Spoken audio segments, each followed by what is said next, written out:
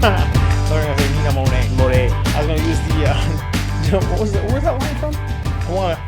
That's, what's it called? American Dad. I'll make you feel good. It's Roger, isn't it? Roger or when Stan was all like whored up and he's going to make everybody, he's trying to like whore himself out to people. Oh, yeah. Fuck, I can't remember. One of those. I just remember that and when Roger's on the plane and he asks, like, does that explanation include why our baggage handler is giving a Bajowski to the footless blind man? God, Roger's such a great character. the footless blind man. Yeah, does that explanation include why our baggage handler is giving a Bajowski? Man, he's Roger is such like a character of the 70s. Like all of his dialogue, his lingo, like everything he says is like right out of the 70s. And I think like because like we're born in the 70s and raised in the 80s, but we're influenced by so much of the 70s. Yeah. It's like we just like it's something that we were going to be drawn to. I think so, yeah. Not you and me, but like our people, our generation. Our generation, yeah. The old ones, the elders. Yeah, the elders, yeah. The Cthulhu and eldritch beasts live in the fringe of society. Yeah, we're old. We're so old. Yeah. Well, speaking of older cartoons and older shows, I was thinking about like why is it so hard to like do a proper remake or reboot of some of these properties, but so easy for others. Like King of the Hill's coming back out. Yeah, we're getting a King of the Hill. King of the Hill would be good because sequel series. Because King of the Hill is simple. That's what I love about it. Great show. Great show. Yeah. But I think what they try to do. I think I'll give you a bad example of it. Is it Thelma? Thelma? Oh, no, who's that one with one of the Scooby-Doo characters who came back and they Velma. Oh, Velma? I hear that's terrible. Oh, that was awful. I hear that is just like rock solid. Yeah. Garbage. Yeah, and I don't know. There's I can't think of really good versions of like good ways of like or an example where there was an old cartoon that was good and they brought it back when they made it as good. As good. I will say I've been getting into the new DuckTales series. How was that? Pretty great. It's got like the feel of like an Indiana Jonesy DuckTales that you know how like when you look back at those old cartoons and they weren't quite what you remember? This cartoon feels like what we thought the old cartoon was. Yeah, that's true. Sometimes I watch the old cartoons and I'm like I must have been like I was starving for like any sort of gratification from the TV. Like one example was G.I. Joe. G.I. Joe was like when I watch it now I'm like it's a struggle. Yeah.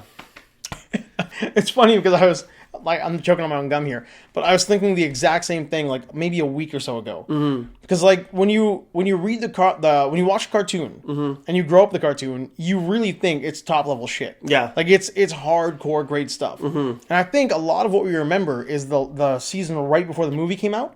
Yeah, because we remember the movie as what the cartoon was. Yeah, and we remember the comic series written by Larry Hama, who was a fun... Like, if people don't know, Larry Hama wrote all the bios and the cards. He wrote not a lot of the cartoon, but he influenced a lot of the cartoon, wrote the entire comic series, beginning to end, the miniseries and the whole thing. And the comic book was the first comic advertised on television. And it was phenomenal. It was like a real character-driven, like, Special Forces comic. It just happened to have G.I. Joe in it. Yeah. And I think we remember that as being the cartoon, and the cartoon was hot garbage. Yeah, the cartoon was just terrible. The animation was awful. Cobra Commander was the only good thing about it. Oh, hilarious. Yeah, I think it's that cartoon. And then the first 2 seasons of Transformers awful, unwatchable. Nostalgia fun, but as far as like trying to get through the episodes, kind of hard. Kind of hard to watch the whole thing. Seasons 3 and 4 were fine. When does Jetfire show up?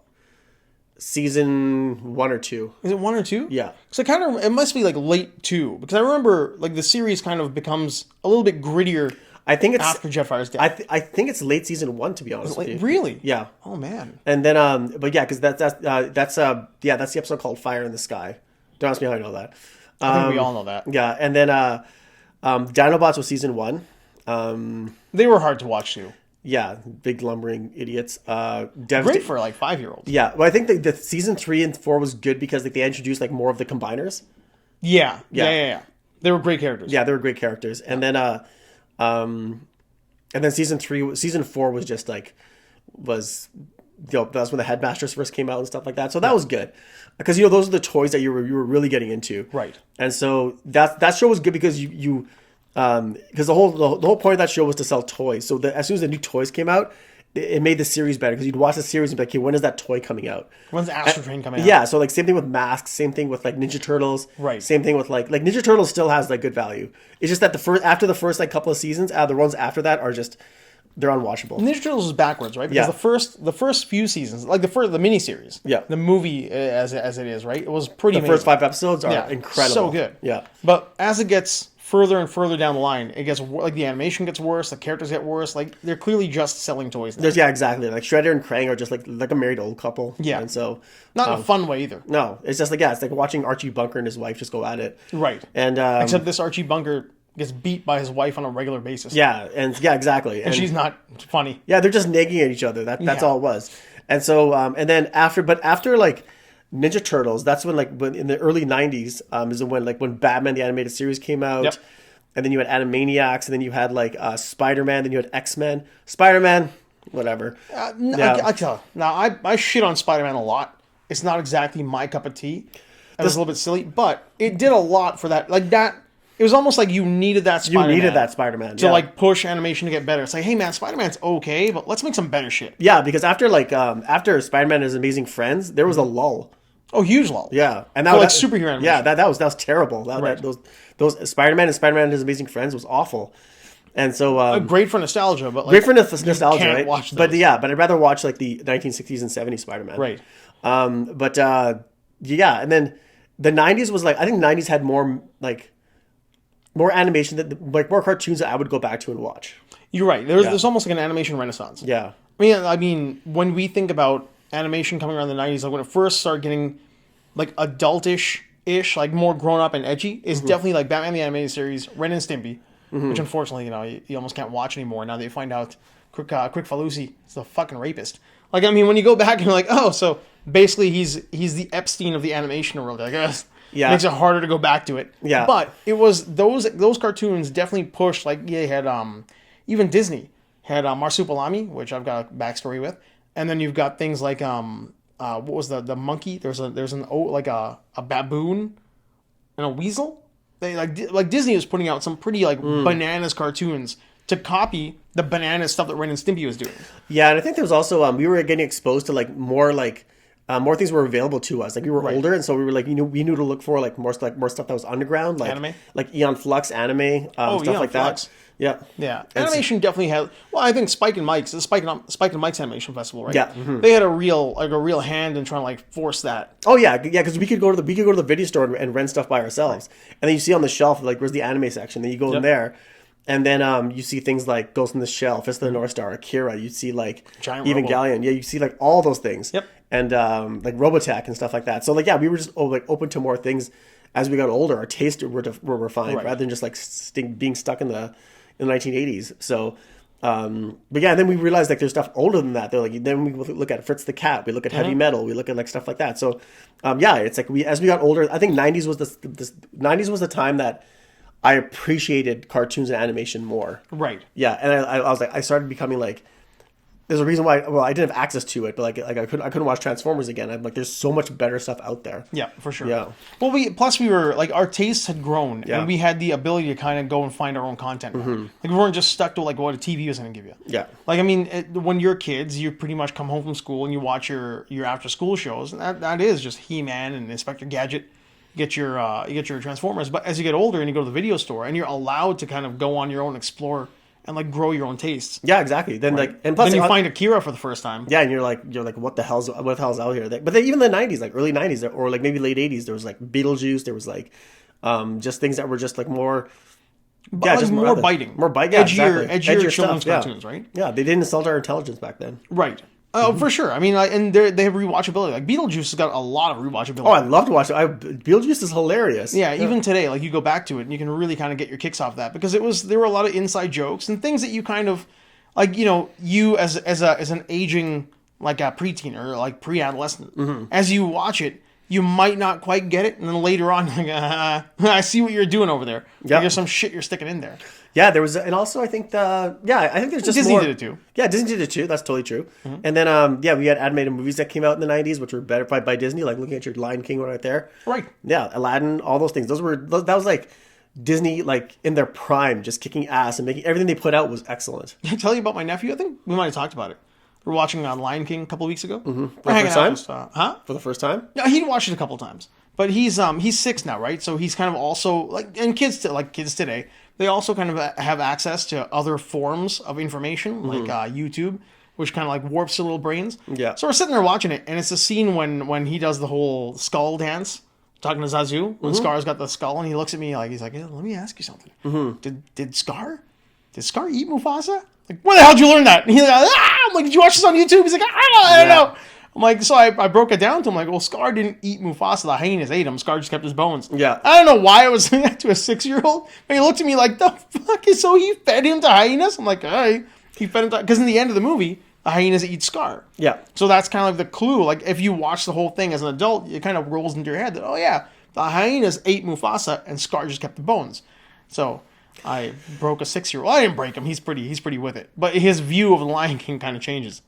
Yeah, I was like, when I was just in Vancouver the other last week, and then I was talking to my nephew, and his mom, who's my first cousin. She's a huge fan of like G1 Transformers. She grew up like we did. Oh, for sure. And so she told him that you're not watching any of that stuff on the movies. You're not watching. No, man. All this stuff. She's like, you're watching Generation 1 Transformers. Oh, okay. I thought she was cutting him off from Star Wars. No. She's like, no, Transformers. Yo, she's like, you were watching the old school Transformers. Yeah, that's the way I'm gonna show you everything. And then I bought him like a Skywarp Transformer. It was nice. It was like $75. Couldn't believe how expensive. The new one. Yeah, it's the reissue. Yeah, they have the big like G1 reissues now. And so I give that to him, and he's like. He couldn't put it down for like 2 weeks. That's awesome. And then I started talking to him. I said, "What about?" So I started quizzing him on Transformers stuff from Generation 1. He knew all the answers. Oh yeah, for sure, man. Yeah, no, they do. Yeah. It's like when you look at these kids. Like I was sitting there watching Kong, Skull Island, and he's like, I mean, I've seen it, but you think like being a 6-year-old, he's got the intro comes up and it's like somewhere on Skull Island. Mm-hmm. So I'm reading along because he can't like put the big words together, and right away it's like that's not Skull Island. You'll see. I'm like I know, but. Dude, why are you so like adamant? Like, why do you know so much about all this shit like so quickly, like so young? Well, the thing is, like kids. Oh, we did it too. Oh yeah, their brains are sponges, right? But it depends on like what they're soaking up, right? And they just like beginning to end. The kid can recite the movie, and he's telling me what's going to happen and when Mechagodzilla shows up. I respect that. That's how I was when I was a kid. I know, man. I memorized everything when it came to movies. That's the kind of kids we were, though. So I mean, for me, because I think we knew enough. I mean, we knew enough. Stupid kids as well, but we just kind of don't think they're all like that. So that when a little one in our sphere kind of gets like that, we really appreciate the hell out of it. Like when a younger kid is just like really nerdy about some content. Yeah, actually, I did a nerd comment, movie I guess quote from like last week on Thursday. I was at a client site, and this lady came in. She was like, "Gee, just looked like weird looking lady," and so I was like, just like long dyed black hair, like messy and stuff like that, wearing like. And I was like, oh my God, like just her makeup was all like just spray painted on. And then everyone, because me and the manager were looking at her like, what the hell is that wrong? Fucking Juan over I know there. Then I was like, then she walked past us and I was like, you know what she looks like? Who she reminds me of? And he's like, who? I'm like, that looks like Kurgan's younger sister. Oh, and he was gross. Yeah, he was. He got it? Yeah, he spit out his coffee and he's like, holy shit. That's a deep cut. I was like, holy. He goes, I've never seen anyone who knows Highlander like that. I'm like, yeah. Right? I'm like, yeah. No, like, Kurgan's younger sister. Yeah. Jeez, like nobody thinks about like people who know a Highlander don't remember that there's a whole battle scene where you kind of meet Kurgan. Yeah. And his whole clan, and they meet on the battlefield. Yeah. On the battlefield, right? People don't remember that. It's the first scene. That's the first battle scene, right? Yeah. So people just remember the whole Ramirez and the fight on the steps. Yeah. They don't remember Kurgan's younger sister. That is a hard cut. No. If she had known what you're talking about. Now, could you imagine the tears shed in that office? Oh, come on. You destroyed that girl. Well, she was like 50 or 60 or something like that, right? Yeah.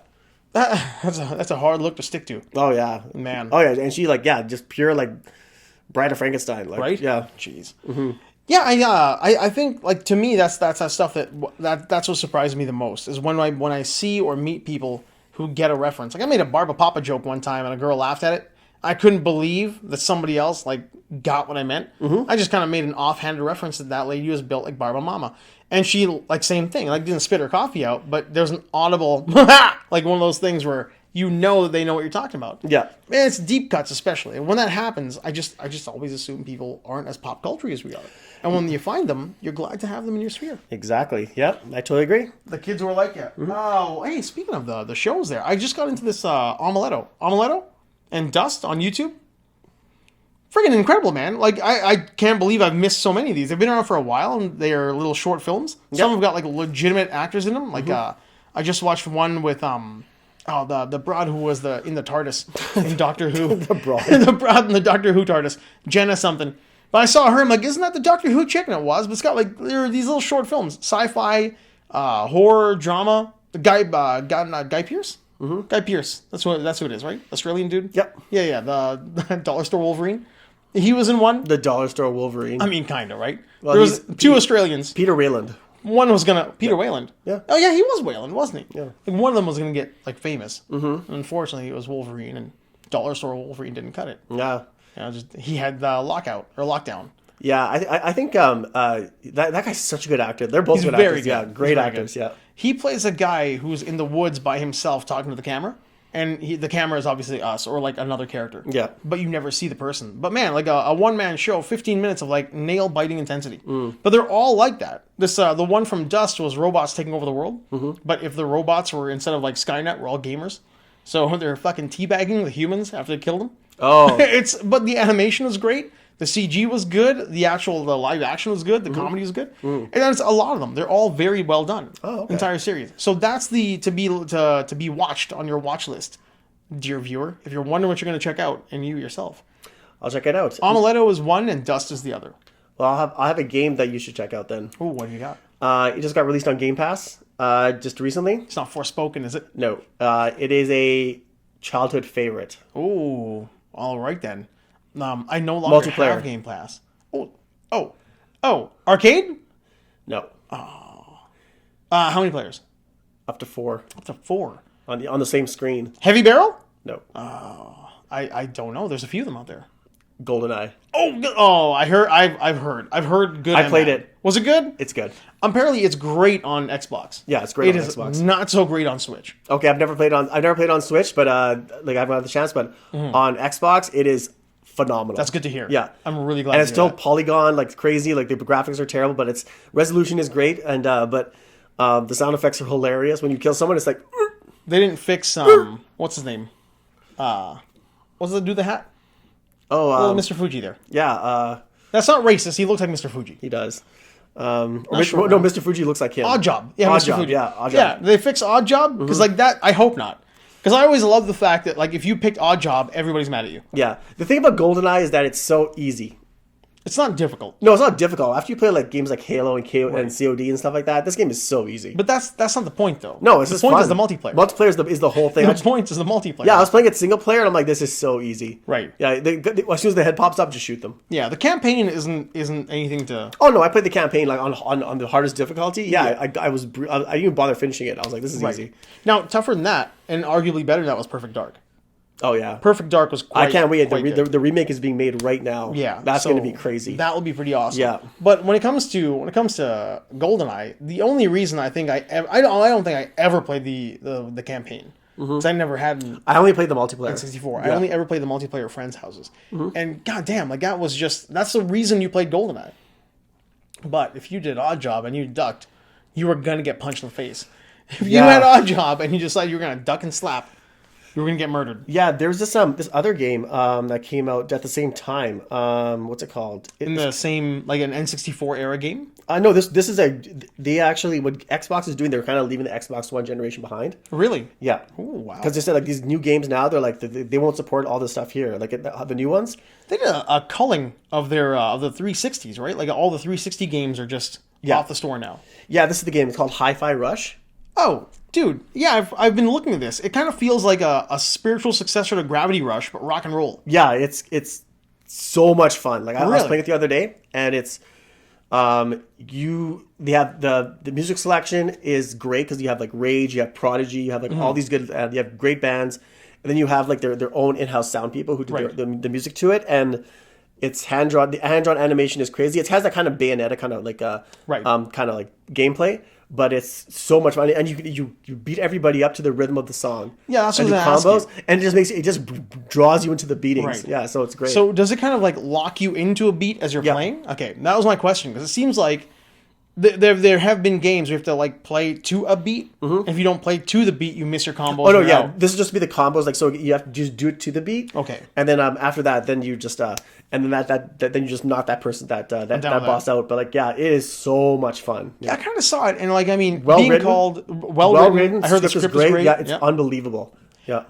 It sounded like, I mean, from watching it, the cat and the dude by himself, and like the little cat who runs around with you, and being called something Rush. It felt like they were trying to like get back to, because PlayStation is not making another Gravity Rush game. No. Gravity Rush 1 and 2 were incredible games, and you kind of needed like something to fill that gap in the soul of your gamer heart, the heart of your gamer soul, whatever you want to call it. And this seemed to be what it was. It looked really cool. It looked like great. It was that era of game. Yeah, that's coming out, and then in May, Redfall comes out. I can't wait for that. And then sometime this year, Forza Motorsport comes out. I know. Yeah, I saw that and I thought of you immediately. That looks like it's going to be pretty rad, too. I can't wait to play that. And it's an actual, like, it's not like, what's it called? Like Horizon? Horizon, yeah. No, this is just like pure... Straight racing straight emulation, like simulation racing. Right. And so, yeah. I'm down for that. Yeah, that one I can't wait to play. Yeah, I'm finally getting back into the gaming again. I did that Horizon Zero Dawn. Mm-hmm. I've got Cyberpunk on deck, and then, goddamn, if Borderlands 3 didn't go on sale on me. Borderlands 3 went on sale, and it was like $25, $25 or $40 for the $140 package. So I just jumped right in. Oh, that's good. Both feet. Mm-hmm. Saved myself $100 and gave myself a whole lot of reasons not to do any real work. Yeah, I don't know. Yeah, I got 3 big games here now. Yeah, I'm saying Redfall for like, that's just going to be pure just multiplayer, just playing with Vlad. And then Forza Motorsport, that's going to be pure like just playing by myself. Right. And then but yeah, like we said, games are not, they're just pastimes. Games should just be pastimes. Yeah, they should not take over your life. No. And they can't if they're as bad as Forspoken. Because that, I mean, when was the last time? Or Elden Ring. Well, Elden Ring will just take you over. The point I'm making, why I keep coming back to this Forspoken thing is, it's not since that Mass Effect Andromeda has a game been so like just anticipated, kind of hyped, and waited for, and arrived and fucking sucked, like Forspoken. Yeah. It just seems like they just went in such a, I don't know if you want to call it woke. It doesn't feel like it. It feels more like just bad writing. It just feels like a bad execution on a good idea more than anything else. But goddamn, are the reviews coming at that thing hard, like a cock to the face? Just like really aggressively, people just don't like this thing. Yeah. Oh, you know what else is coming out? We're just gonna move past how bad that game is, huh? Yeah, couldn't. All right then. Just gonna duck right past my rant and my ask to you why that game might suck right to Starfield. Oh no, let's go Starfield. But I was just saying that No, that's cool. No, but to your point, it's just like I don't know why.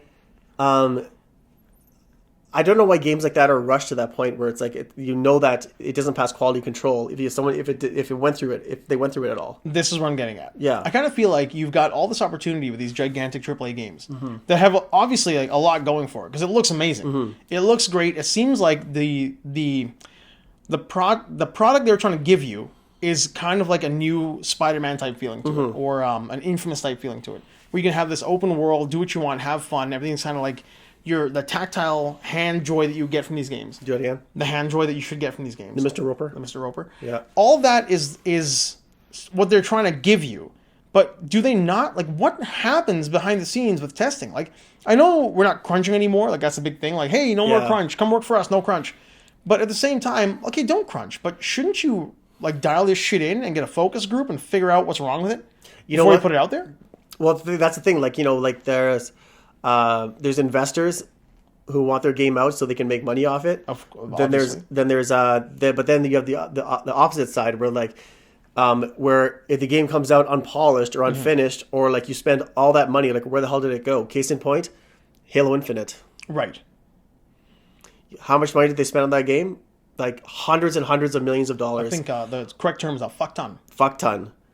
And then it came out unfinished. How much money did they spend on Halo 3, for example, or Halo Reach? Right. Not that much. Comparatively. Yeah, and then those games came out with everything. Everything came out. It came Universal acclaim. Yep. Won award. Like Halo 3. If you play Halo, if you haven't played Halo 3, it's almost a perfect game. Mm-hmm. That's how good it is. Yeah, and these are games from Microsoft. Yeah. So you would think that, well, obviously Microsoft doesn't have the same kind of heat coming at them from investors. Mm-hmm. So what goes wrong with Infinite, right? And then again, you've got like CD Projekt Red with Cyberpunk. Yeah. Terrible launch. Like just a horrible launch. Yeah. And then finally, like after so long. But a great comeback. But a great comeback story. Yeah, it's like they took all the input that we were giving them and they just made they just patched it properly, fixed it. It's a great game. That's a great, yeah, it pulled me back in. No Man's Sky. Yeah. Mm-hmm. No Man's Sky. Perfect example. So ambitious. Mm-hmm. I mean, just again, not a great launch. Not an awful product, but not what they told you you're going to get. Yeah. But then they promised you, like, just stick with us on this. We're going to give you what you want. And they did. They delivered.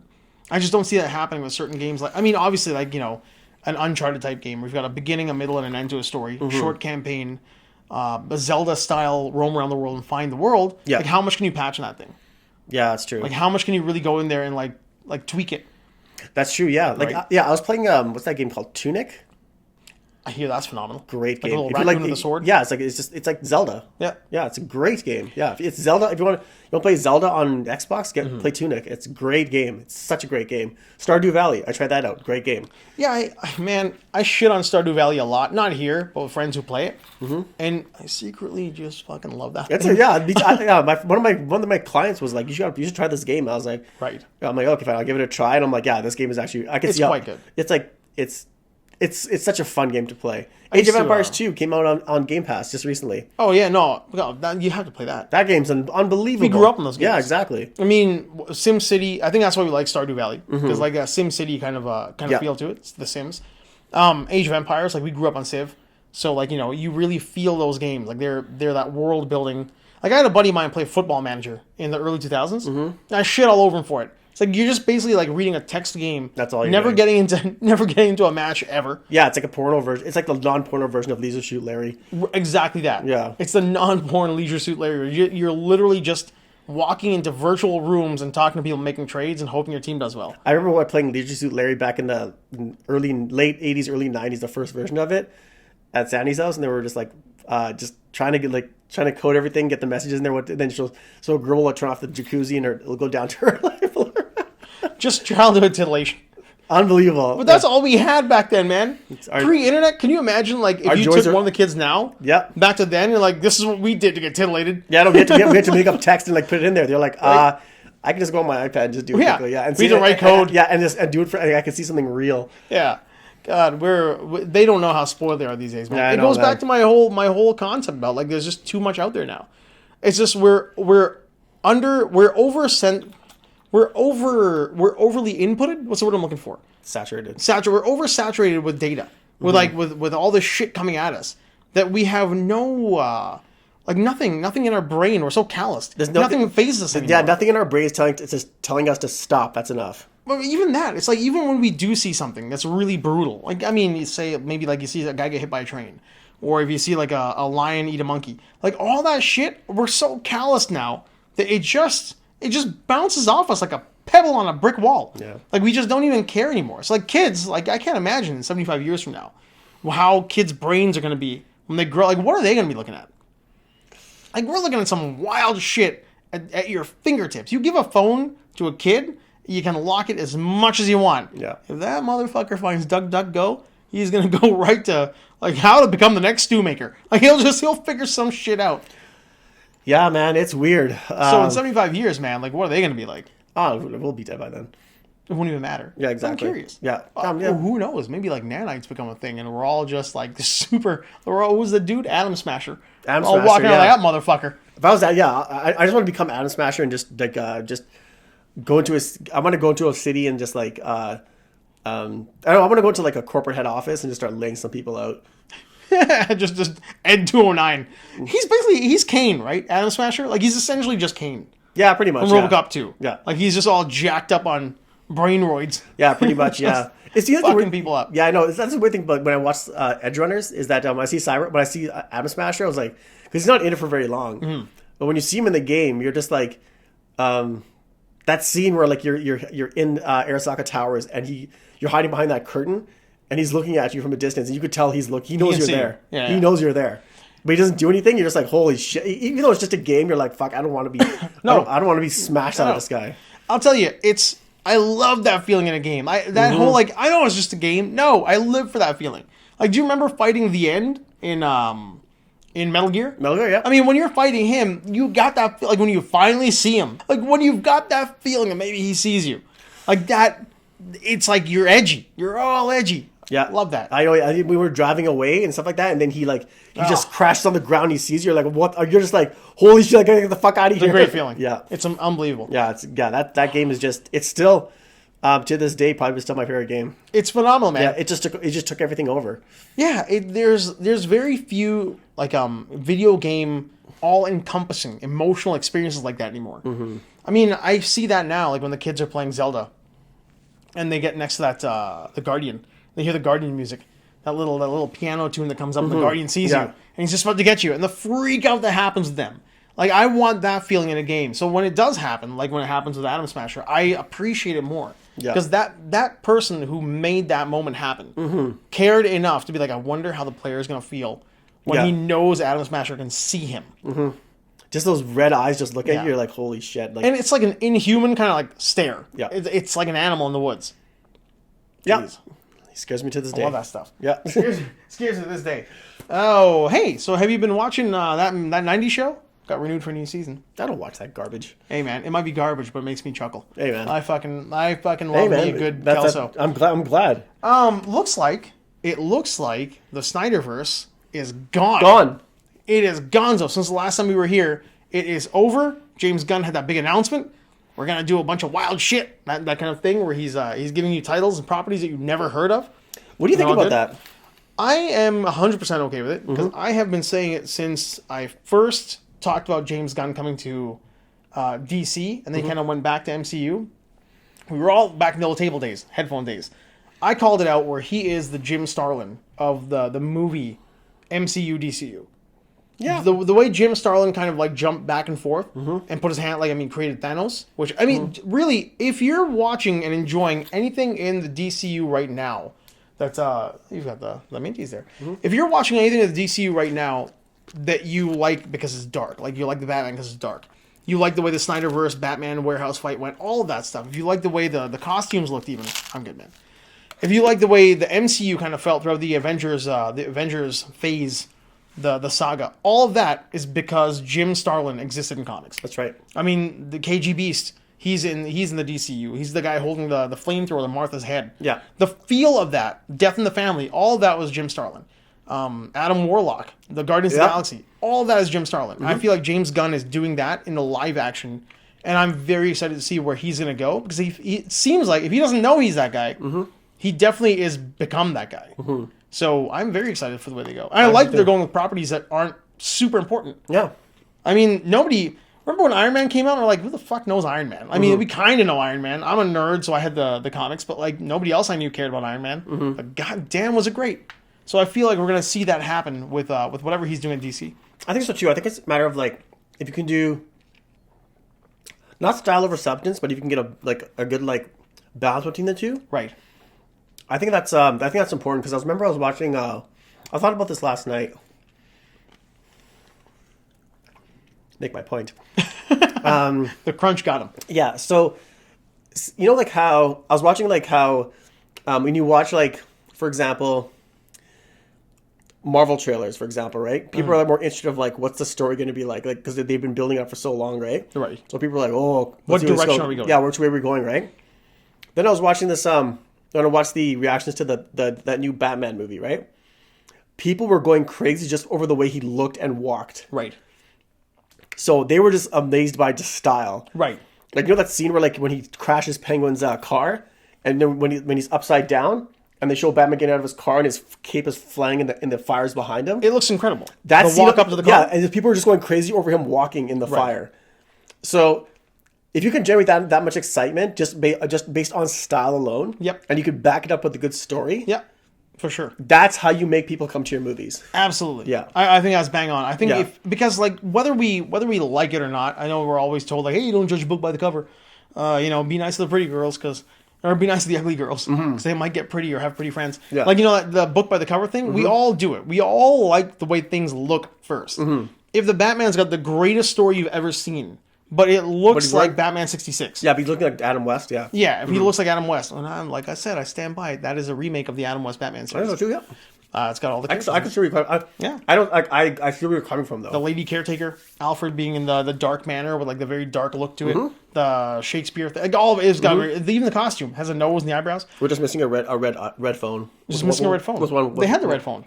He had the phone when that's the one he talks to him on. No bat pole. No bat pole. There was no bat pole.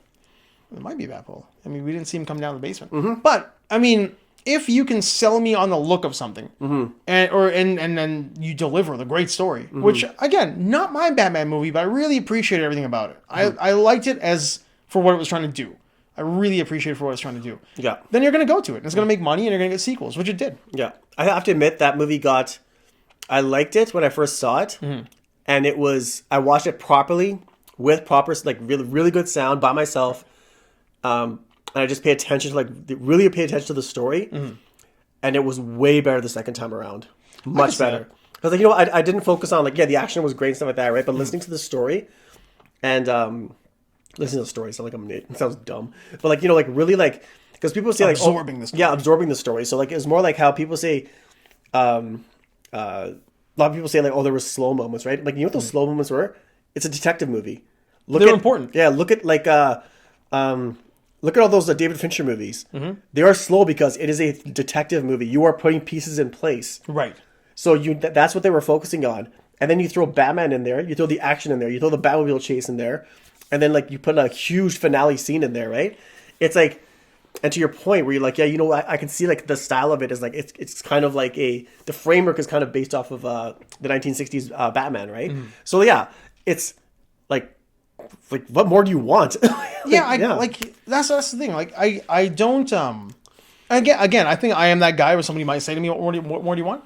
But I don't dislike the movie at all. It wasn't my Batman, but man, did I really appreciate all the effort that Matt Reeves took. I really feel if he wasn't a Batman nerd making a Batman movie, then he definitely did a ton of research.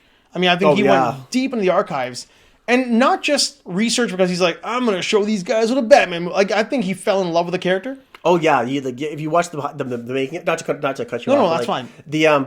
When they were talking, have you seen the making of the Batman? I have not seen the making. That's because you can see in there he references he talks about the issues that he talked about, right? Some of the graphic novels that he read, and the ones that he grew up when he was a kid, right? And he's talking about Batman Year One. Which one? I want to take that scene where that scene where he's walking through the city and he's wearing that toque on his head and stuff like that. He goes, I want to do my interpretation of that. So when he's walking through the streets, talking about he's a nocturnal animal and stuff. He goes, I want to implement that in there, but kind of do it that's more of not copying it, but just put my own version of that. My own spin. Yeah. So the way he talked about that, and then the building of the Batmobile, the story about that, because Batmobile is as important almost as Batman. No, the Batmobile is Batman. Yeah. It's not. I don't think it's hey, he's got I think Batmobile is the Batman the same way the cowl and the cape is Batman. Yeah, the bat symbol is Batman. Yeah, I would put it up there with the top 3 Batmobiles ever in movies and shows. I will go completely hard on this one and say it is my favorite Batmobile, and it is my favorite Batmobile sequence in a movie so far. Oh, hands down, it's the best sequence. I love the Michael Keaton Batmobile. It's cool. There's a childhood nostalgia to it. That gunmetal color to it. Yeah. That kind of it's almost blue, it's almost gray, it's almost black. And then in Batman Returns, it looks even better. Yeah, and it's got some of the best scenes in that movie, when he ejects and he's kind of nervous but not. Yeah, and remember it slims down. Slims in. Yeah. I liked all of that. I love all that. It's my childhood. But at the same time, as a guy who watches a realistic vehicle portraying this street beast that's meant to be, like I said, the Fear Factory, where it absorbs sound and puts sound out and scares people as it's racing down. Yeah. I don't think it was ever nailed as well as it was in this movie. Yeah, because everything about they said that when they built 4 versions of it, and they said they wanted to make sure that vehicle could do everything that the stunts asked it to do. Right. So that means taking corners fast, ramming into things. So they said they just wanted to build a car that's just basically a battering ram. And they did. Yeah, and that rocket engine, they said the whole car is 3D printed. Yeah, it's crazy. It's insane. Yeah. It's insane. I love that car. Everything about that car was just perfect to me. Yeah, like the one, the Tumbler is great. Yep. Not realistic though. Not realistic. Like, granted, it is a real vehicle, but this one is like, it looks like, not something Batman would buy because his company has it, but something he built with his hands. I think we talked about it a few episodes ago where there was when the first it's the Phil Hester. I can't remember who the writer was, but Phil Hester was the artist on that Nightwing series. Mm-hmm. The first Nightwing, when he kind of goes back and realizes he's got money, he goes to Bloodhaven. Mm-hmm. The first like Nightwing in Bloodhaven series, and he's building all of his shit himself. And in that, he's got explanations about the Batmobile, and he's building his own car. And this car is kind of the Batmobile from the Matt Reeves movie. Yeah. It's what he built. Everything about it is practical. It's like, it's got to be a battering ram. It's got to be able to take damage. Mm-hmm. The windshield's coated in Nomex, so when it gets hit by bullets, they don't fly off and hit people. Yeah. It's got to have this sound thing. He talks about that in that one. I think he talks about that in the Frank Miller All-Star Batman and Robin as well. How it absorbs sound and it's got like amplifiers and speakers that blast sound back out. So he's got like bat sounds and screeches that he just like cranks up. So when he's really running somebody down, he cranks up the screeching of bats. So as the car is going down the street with lights off, all you hear is like a flock of like rabid bats coming at you. So it's like it's primal. You lose your shit because this monster is coming after you. Holy shit. So I feel like they were trying to do that with this one, which is why I think if he wasn't a massive fan, he definitely did really like deep dive research. Yeah. And like lovingly. Mm-hmm. Like not like flippantly. Like when you see some people like, yeah, I'm a big fan of Deadpool. I know he's got like that Katniss and he's got like, the red costume. Mm-hmm. He's got like a healing process. It's like, all this like buzzwords that he doesn't even know what the fuck he's saying. Would you rather have a non-Batman fan directing that movie or a Batman fan? Or directing any Batman movie? We've seen them both now. Mm-hmm. I think we've seen it with Christopher Nolan, who was, I think, a casual Batman fan, but made a crime movie because they asked him to. Yeah. Because, like, it seems like he wasn't, like, he's the guy, like, he grew up with Batman, but he didn't grow up with Batman. Yeah. And he made a great series of Batman movies. Mm-hmm. And then, if this is the way it is with a real fan, we've seen that too. Yeah. You've got a guy who was a real hardcore fan who made a movie for fans. Mm-hmm. Which, again, like I said, I really appreciate this movie. Yeah. Pretty solid Batman. Yeah, Batman outing. Yeah. Oh, what else we got there? We got Migo, the dude with the fucking feet on Nancy Pelosi's desk. That's Richard. Oh yeah, that guy's Migo Biggington. Whatever the hell his name was. I got busted on like 6 different counts. Okay, this is where it gets weird for me. So his defense is basically, I'm too stupid. Yeah. That was his defense. Your Honor, I'm a fucking moron. Yeah. I saw people walking into a building. I walked into a building. I don't like Nancy Pelosi, so I thought, fuck it, I'll put my feet on her desk. So you shouldn't charge me with anything because I'm dumb. Like that's his argument. So we're getting that more and more. Yep. Like, remember the what was it called? The affluenza kid? Mm-hmm. Your Honor, my parents didn't treat me or raise me right. Raise me right. I'm an idiot, so therefore I shouldn't get a charge on 8 counts of DUI. Yeah. Because like I've got affluenza.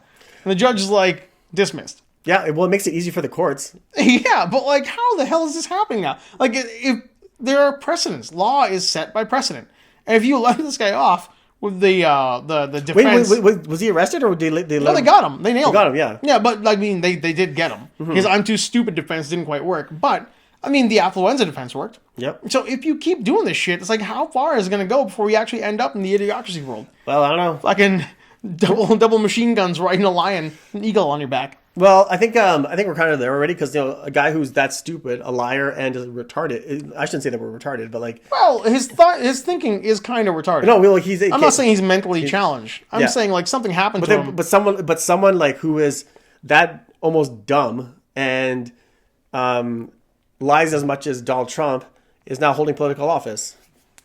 George Santos. Oh my God, George Santos is just like the gift that keeps on giving. Oh yeah. I mean, I'm not a drag queen. You know who he is? He's the Charlie Murphy, Rick James thing about I wouldn't put my feet on somebody's couch. Yeah, I put my feet on his couch. Yeah, exactly. Like in one sentence, he basically tells you that he'd never be that guy. And the next sentence out of his mouth is like, I was that guy, but who gives a shit?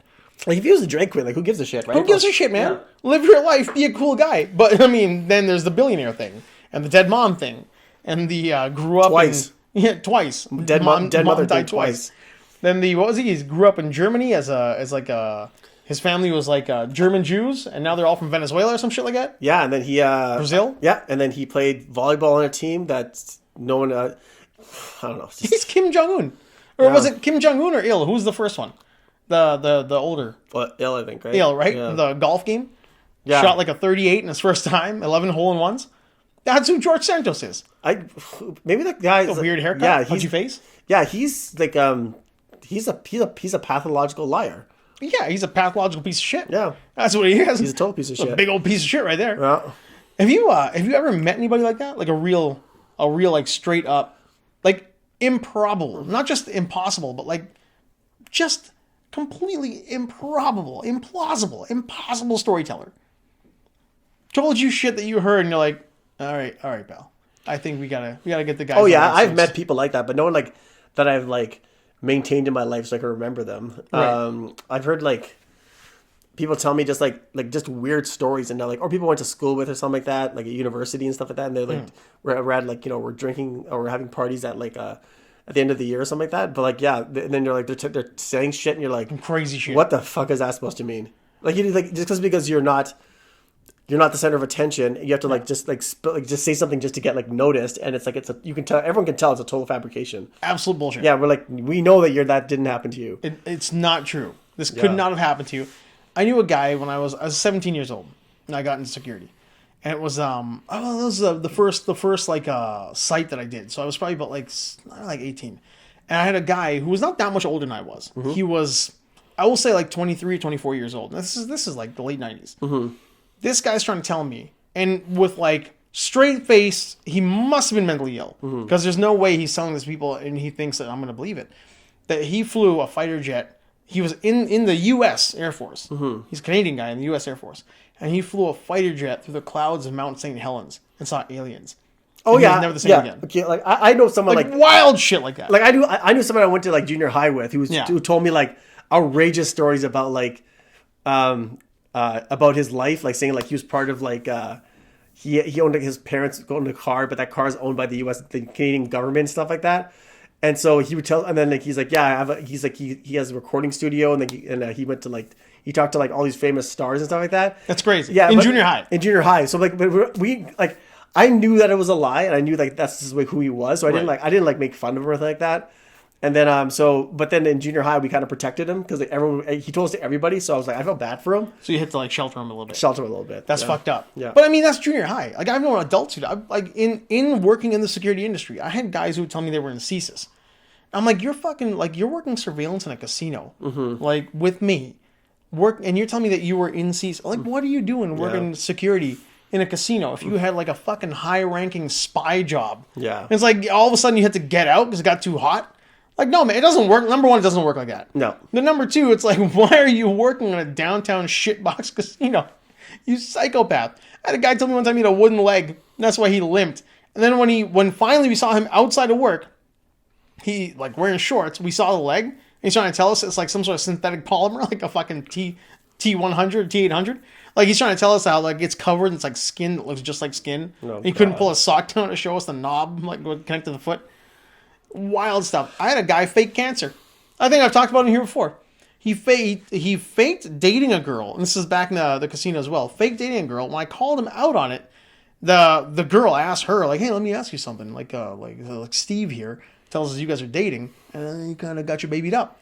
And when he busted on that lie, he started faking that he had cancer and quit. So I'm like 3 years later when I was working at Red's in the mall, I was coming up after like I was coming for my shift. He was totally fine until he saw me, and then he like doubled over in pain. I'm like, you fucking, like, why would you make these things up?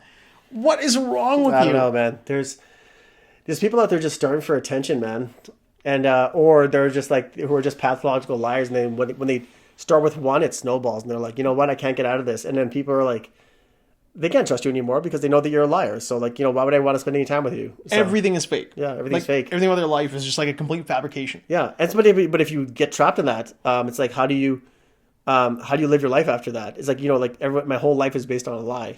It's not just based on a lie, but it's like if you start telling enough people, then like it's gonna come back. Like people are gonna. It's not hard to come back. Yeah, the truth's gonna catch up to you at some point. It's gonna catch up to you. Yeah, like you can't. No one is a functioning like functional liar like George Costanza.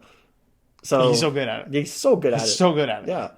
But even then, like Costanza's lies they were almost like incidental. Like they were in the moment. Yeah, they were there to serve a purpose. To serve a purpose. Because everybody kind of knew who he was. It's just he would make up these things like, I got hit by a car. Or something. For short-term gain. Short-term gain. Yeah. Or short-term escape. Yeah. Like just something to get out with. Mm-hmm. But I mean, all of a sudden. So that was like kind of going into my whole, like the idea of have you ever had to like cut somebody out? And that was one of those things where there were a few people there. I've never had to cut those guys out. I've never had to like cut somebody out. I just let them go. I'm just like, you know what? Just keep this going. Let's just keep going. I'm like, okay, whatever, man. Congratulations. I'm glad you have that pilot's license when you were 10. Right? Whatever. Man, that one was the wildest one. The same dude told me that him and his dad ordered a fridge from wherever. I don't know where the fuck it was from. And it came in a wooden box.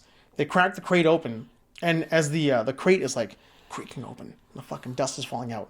They see glints of metal inside the box. They don't know what it is. It's a full, like, in parts, Triumph motorcycle. Mm-hmm. Like, you ordered a fridge and you got a Triumph motorcycle? Like, what are you telling me here, man? You ordered a refrigerator from a fridge store. Like, from Trail Appliances. Yeah. They sent you a wood box with a motorcycle in it. Where do the wires get crossed in shipping?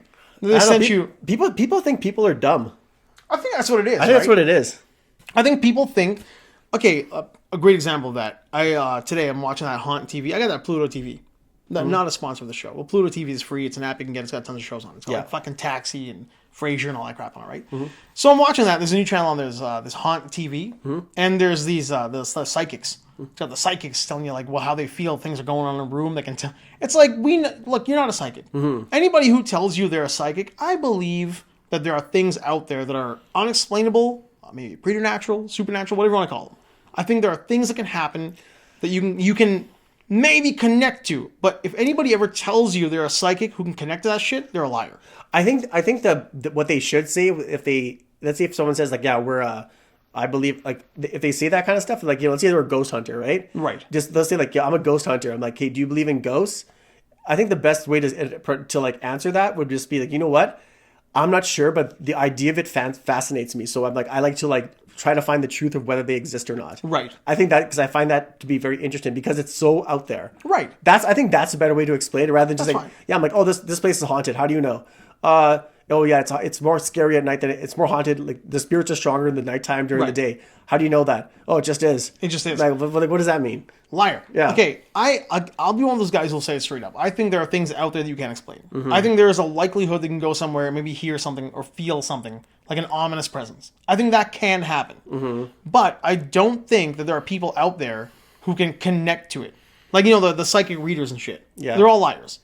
I'm a big James Randi guy. Like, James Randi was the one who gave out who said he's going to give $1 million to anybody can prove to him that psychic powers exist. Mm-hmm. But nobody could ever come to him. Yeah. And then he died never giving the money out.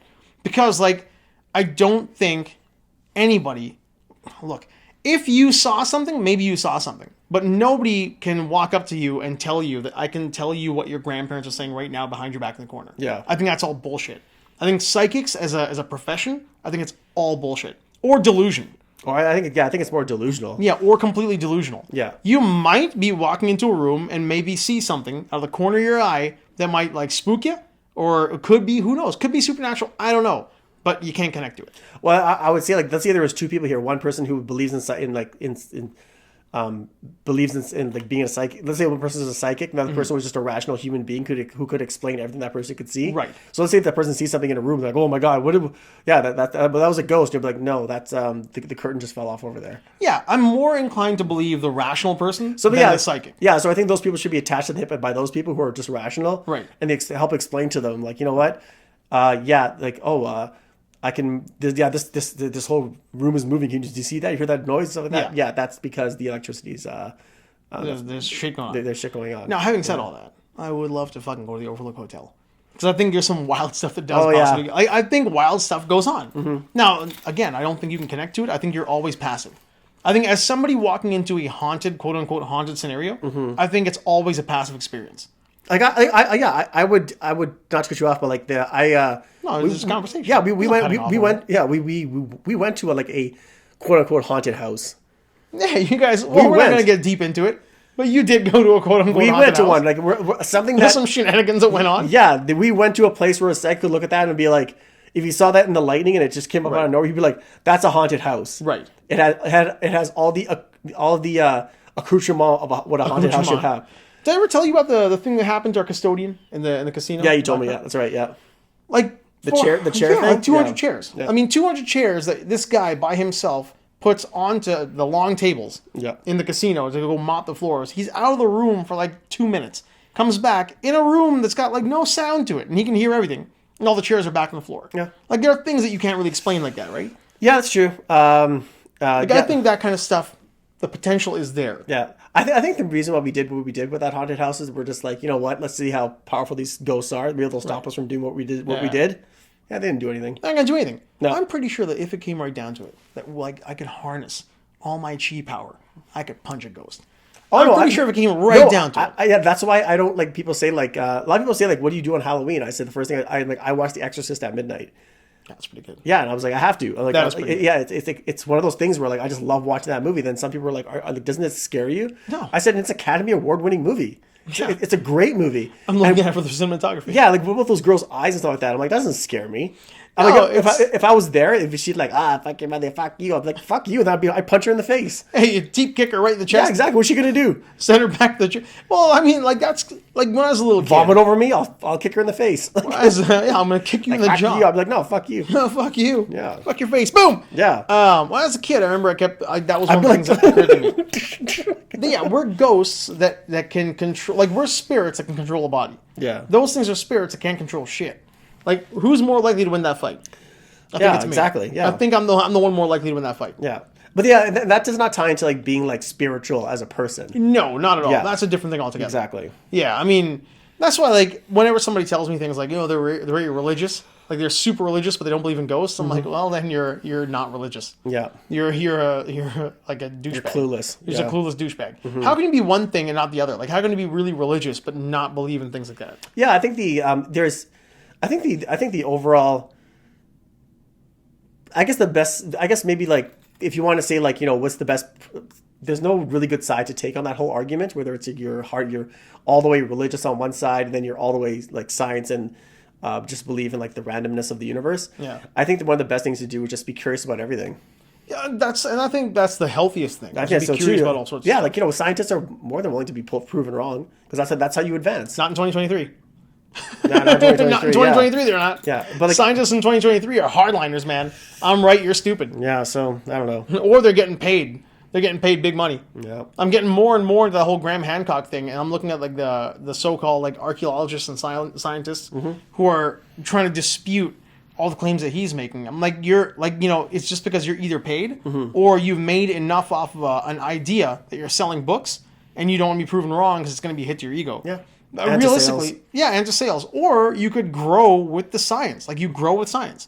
New science shows us that things are changing all the time, and you grow with it. You don't stick to like, this is not the hill you should die on. There's no hill that you should be dying on. No, especially now because science is just going into overdrive right now, and this is the opportunity. Like we're at a stage right now where like science is just like not saying like if you're a religious person you don't believe in science and like that's your that's the way you choose to live your life. Totally fine, right? But like, cool, man. Just from the science point of view, this is the point. This is the tipping point where things are just like accelerating so fast, and so like you should be GPT, baby. Yeah, you should just be like on the edge of it. You should be contributing to it. So we are just like the sponge is about to saturate fully. Like the sponge can still hold water. Yeah, but I think like in a year from now, it's gonna be dripping. The sponge is gonna be dripping. Yeah, like in all manner of science, of AI, of technology, like everything right now, the sponge can still hold water, man. But we're about to just splooge. We're about to just, for lack of a better term, yes. It's about to just squirt in your face. Yeah, and it's gonna be violent when it happens. Yeah, man. I mean, I don't think we're hitting Skynet, but we're getting pretty close. Yeah, I think it's so weird because if you look at people who are futurists back in the 70s and 80s, how close they were, like when their books and their works, their literary works are like translated to screen, and then or if you just read the books, like it's just like it's so Philip K. Dick.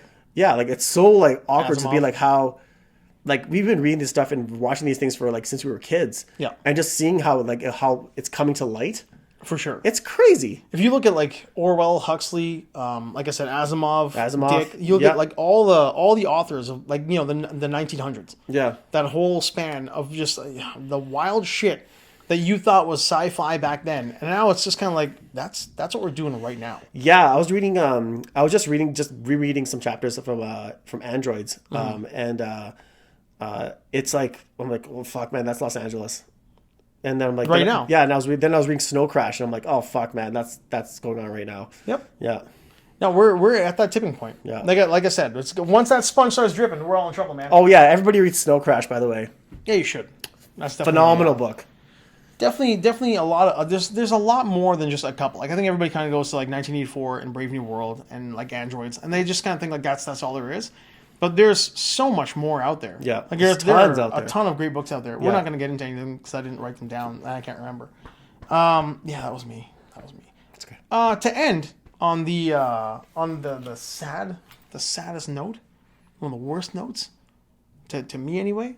Fucking Justin Roiland beat up his wife. Now he's off of Rick and Morty. Yeah. What a douchebag. Like, I mean, he correct Feluci'd himself. He just went straight... I mean, look, it's all alleged. We don't know what's going on. We don't know what's going on. But it seems like it's a fairly accurate story. Now everybody just jumped off that bandwagon right away. Mm-hmm. But I guess, like, don't wrongfully... what's it called? What's the word? Incriminate? I don't know why I did that. I don't know what this is all about. But don't handcuff people. How long have you been playing your handheld for? I don't know, a long time. Don't detain people wrongfully. Mm-hmm. Don't chain people to fucking radiators. Hopefully, you know, don't beat people up and then tie them down and don't let them escape. Yeah. That should be like I mean, yeah, what the hell? And now they got to find somebody to do the voice of this guy. So the show's basically dead now. So the show is dead. Poor Dan Harmon. Yeah. Dan Harmon just can't catch a break with 6 seasons. Every 6 seasons, he kind of gets fucked in the ass in the story. That's sad. It's pretty bad. Yeah. I mean, it's sad for the creators of the show because it was a really good thing while it lasted. Great show. Yeah. Great show while it lasted. And unfortunately, like all it takes is one like closet asshole to blow the whole thing out of the water. And he's like not just. It seems like he wasn't creatively heavily involved since about season 3 or 2. Like he's been gone for quite some time. Mm-hmm. But like the dude's voice is the voice of the show. Yeah, his ability to riff was a big part of that, right? Mm-hmm. So yeah, so that was very sad. But on a good note, that show on Amazon Prime, Gary and His Demons, I've heard that. Yeah, phenomenal. Mm. I just got into it, like 10-minute episodes. They got to hire that guy to be the new voice of Rick. Mm-hmm. It's pretty close anyway, but god damn is that show good. Yeah, Gary and His Demons, man, Amazon Prime. Yeah, they're a sponsor of the show. So actually, another side note. I guess like there was a. I didn't pay too much attention to it, but I guess girls were. I shouldn't say girls. A lot of women are complaining online that they're being harassed at the gym. Yeah, but now I guess like it's happening too often now, where guys are just being targeted now, and like the girls are just doing it for no reason, just to get noticed online. Look, man, guys look at guys in the gym. Yeah, guys look at girls in the gym. If you want you want to go to the gym wearing your tight ass pants and your cooch is hanging out, and some guy looks over and is like, "What the fuck is that?" and you caught that on camera because your camera's up, I don't know. I mean, I'm not saying don't dress like a hooch because like you can dress however you want. Yeah. It's fine. I say like wear whatever you want to wear, dress however you want to dress. At the same time, we're guys and we're gross, and we look over every now and then. Like that's just how it works, right? Fuck, guys look at guys. Guys are always checking guys out in the gym. I mean, if you got a bit of a pump out... Yeah, I have to admit, I'm looking at them, I'm like, fuck, I'm like... the size of that fucking guy. Yeah, or like, I mostly look at guys like that are most my size. Yeah. And I'm just like, you know what? I'm like, is that achievable? Right. Yeah. Exactly. I mean, we're visual animals. And if you're going to put that out there, it's like, we're not going to come over there and try to, like hit... Well, some guys are going to hit on you. And some guys are going to try to fucking touch you, whatever it is. Or just like the guys who are using the machine that you're about to use. And right. Like, okay, you know what? Okay, is that an exercise I can do? For sure. There are a lot of pieces of shit out there who definitely are sleazy. Oh yeah, there's some guys out there who should be who belong at the bottom of the prison. Guys tend to eyeball everything. Right. If it's aesthetically pleasing them, they're gonna look at it. Yeah. Yeah, that's what I say. Dress how you want to dress and be who you want to be. But at the same time, guys are gonna look at you. I've been stalked at the gym. Have you been stalked at the gym? By a guy. By a guy stalked you at the gym? Mm-hmm. You want to diddle your pinky finger there? What was going on? He just he liked you? Had a little thing for you? Mm-hmm. There you go. He's like, how's it going? He's like, hey, how's it going? I'm like, good. And he's like, oh, let me help you with that. And I was like, no, I'm okay. And I'm like, he's like, oh yeah. He goes, do you come here often? And he goes, is this your old, you go up to this gym? How often do you come? And I was come like, here often? I was like, come here? I'm like, no. I'm like, no, I don't. I'm just getting back into it. I usually go to the gym where the guys don't hit on you. Yeah, I usually just go for a run or he's like, yeah, cardio's good. Cardio's good. Yeah, are you running the treadmill with you? Yeah, I'll run behind you? Yeah, you want to see me run right now? I just want to run away. I'll hold the handles. You sprint at full speed. Because that's what I get off on. Yeah. I mean, look, I think I've been hit on by guys a lot. It happens. I worked in a bar where I got hit on by guys. I think it happens to every guy. I'm a fucking goblin, and I'll tell you, I've been ogled. It's me, goofy, bald, ugly, this guy. So it happens to this guy. It's gonna happen to a pretty girl in the gym. The hope is that whoever is doing it is just maybe looking at you because you're pretty and not like walking up to you and trying to, make you feel super uncomfortable with, like talking to you like a creeper or touching you. Like, that's wrong. It shouldn't it's a PSA for guys. Don't fucking touch broads in the gym. And if they see you looking at them, kind of give them one of those, like, the nods, like, hey, yeah, look at you. Yeah. Look over here now. Salute. Just be like, yeah, a little salute. Or just, if it's a girl you like, just maybe have the balls go up there and be like, you know what? Hi, how's it going? Hey, how are you? Just want to say hello. And I think you look great. Yeah, you look great. Yeah, that's a really good point. Yeah, that's a great point. Yeah, just look away. I'm like, I don't want to make things awkward for you at the gym because I think unfortunately what it is you've got guys who tend to look at girls, and then you've got girls who tend to realize they're being looked at and they dress a certain way because they know it's going to get them attention. And then you've got girls out there who decide to meme that or TikTok it because it's going to get them clicks and likes and views. Yep. And there's a whole melange. Oh, it goes around across the whole spectrum. Right. There's some girls who don't even give a shit. They're like, yeah, go ahead, look at me. I'm comfortable. For sure. I don't give a fuck. I have a boyfriend who could probably kick all your asses. Exactly. Or I could just kick your asses anyway because I'm stronger than all you guys. And it goes all the way to here to where, like, you took one look at me because we were just standing beside each other, and I'm gonna put you on notice and call the police. Exactly. Yeah. I think you've got to, like, when you're going to a public space like that, you just got to do what you're doing, and you gotta ignore the fucking people looking at you. Yeah. You gotta just keep doing your workout, videotape it, whatever. If you want to call people out for it, call people out. And if people are gonna be calling you out for being a fake outer, a fake call out artist, then that's the breaks, man. That's what's gonna happen. Yeah. It's. If a girl said to me like, "Are you gawking?" I'd be like, "Fuck you." Gawking at you, just got your little thing going on over there. Oh yeah, so it's all right. I'd be like, "What's happening?" Yeah, I'm like, trust me, I'm not like you are not my type. I'd be like, "Fuck you, get on my face." Like, there's a lot of us out there who I think, like, I mean, I'm pretty consistent when I'm like in public or in the gym, where I'm not like a gawker, like I'm not doing the checkout, at least not leeringly. If I see somebody walk past you who's attractive, you're a guy. Like I said, you're a guy. You look at her and you're like, oh, this is a pretty girl. You look at me too much when we work out together. Well, I was hoping you had your form set. So there was that. Plus, well, you had them titties on you. Well, yeah, but when I'm doing bench press, you don't have to put your hand on my ass. So. It motivated you, didn't it? Oh, yeah. I went up 20 pounds. I'm telling you. Let's see you get that 20 pounds without my hands on your ass. Yeah, man. But but our workout sessions together are awesome. They were a lot of fun. We'll hit them again. Yeah, for sure. We'll get some legs going on. But I mean, I think like I said, just try to be as courteous as possible. If you're a guy out there, this is a PSA, man. Don't be a douchebag. Be as courteous as possible. Try not to leer. Try not to gawk. But if you get caught looking at a chick, just give her a nod. Like you said. Yeah, just smile. Just be like, oh my god, I can't believe I'm sorry. You're putting good work in there. Just be like, you know what, I'm sorry, I just think you're good looking, and then I just want to like say hello. You look great, and I'm just gonna go. or if you have the balls, just be like, hey, how's it going? How's everything going? Start a conversation about like working out. You guys are just there for the same reason. Right. Exactly. You're there for the same thing. It's almost like the gym version of meeting a girl at a bookstore. And at the same, like, that's a great point. It's a gym version of meeting a girl in a bookstore. You're both there for the same reason. Yep. So, if one person approaches the other person, then maybe you're trying to start up a conversation. Yeah. Maybe you're trying to get noticed. Yeah. Just be honest. Just be like, you know what? Yeah. Just be honest. Yep.